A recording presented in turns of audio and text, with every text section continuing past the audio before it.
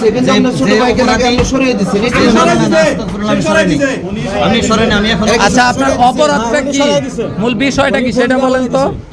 মূল বিষয়টা মূলত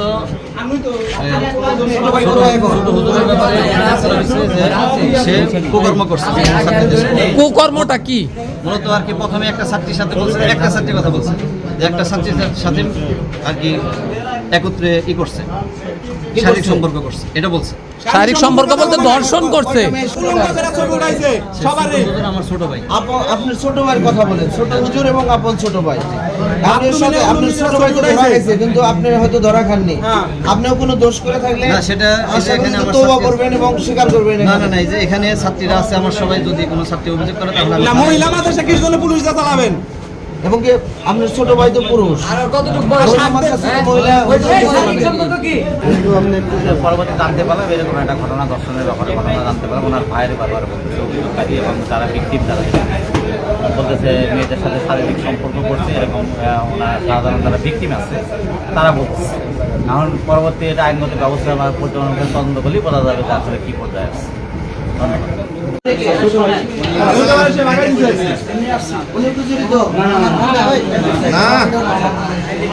যারা লাইভে রয়েছেন আসলে উনি কিন্তু জড়িত না আপনার ছোট ভাইয়ের নাম কি ওবায়দুল্লাহ এই যে ঘটনা এটা কি সত্য এই ঘটনা আমি মূলত শনিবারে শুনছি ভিকটিম আমাদের বলছে পরে আমি তাদেরকে বলছি আইনশৃঙ্খলা বাহিনীর উপস্থিতি দেখতে পাচ্ছি আপনারা এটা ডিএনএ টেস্ট করার পরে তারা বলছে যে পরে দিন আমি পুলিশকে কী করুন পরে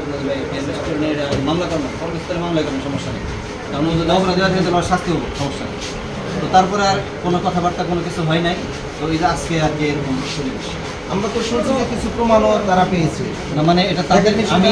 মানে তারা যেটা বলছে তাদের বলার ক্ষেত্রে আমি যে বাইরে বলছি পরে ভাই ওই কথা বলছে 15 জনের বাচ্চা কিশোর ডিএনএ টেস্ট না 15 জনের ব্যাপারে কথা বলছে 15 জনের বাচ্চা কিশোর ডিএনএ টেস্ট কেন করবে ডিএনএ টেস্ট বন্ধ কি গেছে ভাই আমি তো ভাই এত কিছু বুঝি না রে ভাই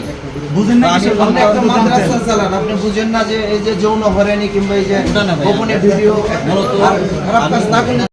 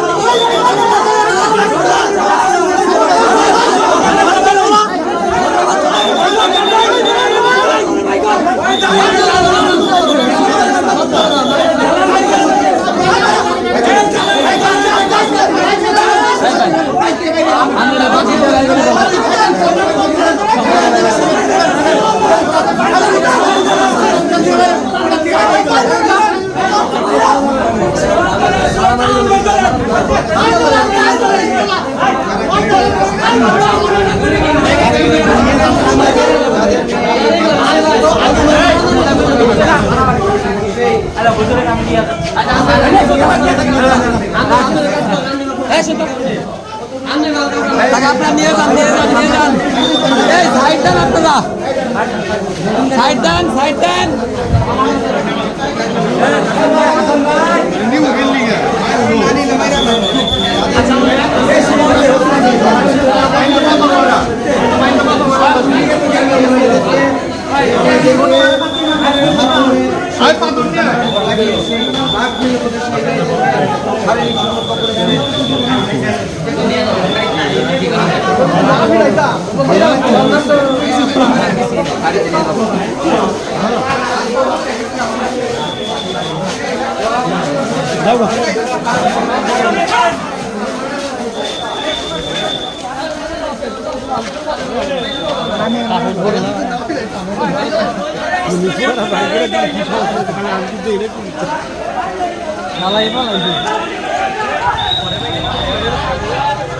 আমার মাইক্রোফোন কার কাছে মাথাই তো নষ্ট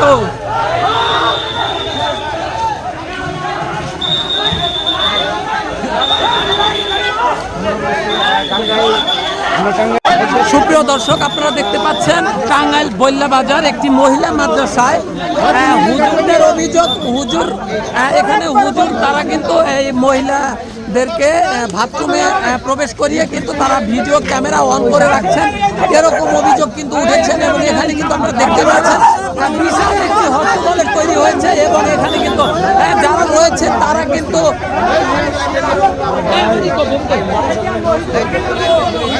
লাইব্রেরি দিলে কেন গো ভাই?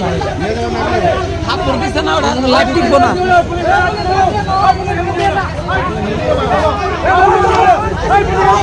সুপ্রিয় দর্শক, আপনারা কিন্তু দেখতেই পাচ্ছেন এখানে কিন্তু পুলিশ ভ্যানে উঠানোর পরেও কিন্তু এখানে অসংখ্য দর্শক তারা কিন্তু এটিকে মেনে নিতে পারতেছে না। তারা বলছে যে এর কোনো ক্ষমা নেই, এ যে অপরাধ করেছে সেই অপরাধের কিন্তু কোনো ক্ষমা নেই। কারণ এখানে কিন্তু আমাদের বোন, আমাদের সন্তানদের কিন্তু আমরা এখানে লেখাপড়া করার জন্যই কিন্তু আমরা এই মাদ্রাসায় পড়িয়ে থাকি। তো মাদ্রাসায় যেহেতু তারা নিরাপদ না, সেহেতু আমরা এর বিচার প্রকাশ্যে করব। আপনারা দেখতেই পাচ্ছেন এখানে কিন্তু পুলিশের গাড়ির ভিতরে কিন্তু তারা এক প্রকারে কিন্তু হত্যা চালিয়ে যাচ্ছে, এরকমটাই কিন্তু দেখানোর চেষ্টা করতেছি। সুপ্রিয় দর্শক, আপনারা কিন্তু দেখতেই পাচ্ছেন এখানে যাদের বাচ্চা রয়েছে মাদ্রাসায় তারা কিন্তু এখানে অনেকটাই উচ্ছৃঙ্খল হয়ে পড়েছেন। অভিভাবকরা কিন্তু তারা বলছেন তার যে পাপ করেছে, যে অপরাধ করেছে, সেই অপরাধটির কিন্তু ক্ষমা হবে না, এটি কিন্তু ক্ষমাযোগ্য নয়। এর জন্যই কিন্তু এখানকার দর্শক যারা রয়েছেন তারা কিন্তু পুলিশ ভ্যানে অর্থাৎ